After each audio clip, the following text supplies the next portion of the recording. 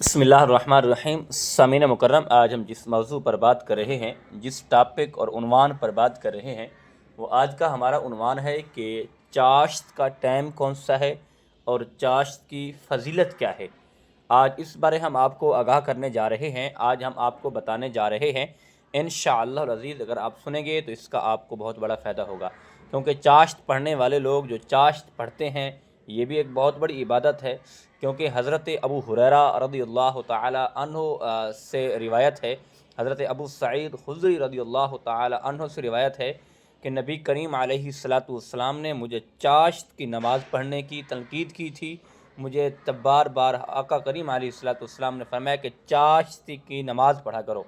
यानी इसकी बहुत बड़ी फजीलत है। इसकी कम से कम 2 रकात आका करीम अलैहिस्सलातु वस्सलाम पढ़ने का हुक्म दिया है, और ज़्यादा से ज़्यादा 4 पढ़ना चाहें, 6 पढ़ना चाहें, 8 पढ़ना चाहें तो आप पढ़ सकते हैं। तो आइए, इसका जो असल वक्त है वो वक्त कौन सा है, किस टाइम पढ़नी चाहिए, आज ये भी हम आपको आगाह कर देते हैं, बता देते हैं। तो देखें, जब नमाज फ़जर पढ़ते हैं, फ़जर पढ़ने के बाद सूरज की जब पहली किरण निकलती है, तो उस वक्त नमाज का जो वक्त होता है वो ख़त्म हो जाता है। यानी उसके बाद नमाज नहीं पढ़ सकते, और उसके बाद 15 से 20 मिनट के बाद आप इशराक पढ़ सकते हैं। 15 से 20 मिनट के बाद इशराक का टाइम होता है, आप इशराक पढ़ेंगे, और उसके बाद 15 और 20 मिनट के बाद आप चाश्त पढ़ना चाहें तो पढ़ सकते हैं। और बल्कि ये भी कहा जाता है कि जब सूरज की तरफ आप अपनी आंखें देखें, अगर आपकी आंखें सूरज की रोशनी की तरफ न जम सकें तो फिर आप यानी कि चाश्त पढ़ सकते हैं।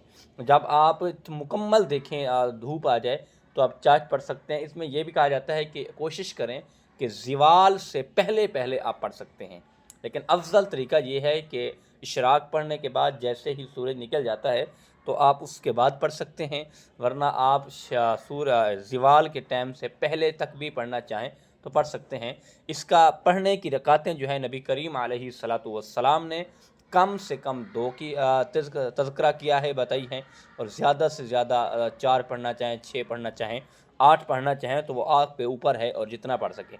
लेकिन इसकी बहुत बड़ी फजीलत है, इसकी चाश्त की और इशराक पढ़ने का बहुत बड़ा अजर और सवाब है। अगर चाश्त भी पढ़ें तो एक खूबसूरत अंदाज से खूबसूरत कुरान पाक की तिलावत करके चाश्त पढ़ें और इशराक पढ़ें, ताकि रब्बे ज़ुल जलाल की जो हम इबादत कर रहे हैं, फ़र्ज़ तो हम पढ़ते हैं, लेकिन ऐसी नमाज़ पढ़ के अपने रब को राज़ी करेंगे तो हमारा रब हम पे बहुत खुश होगा और हम पे राज़ी हो जाएगा।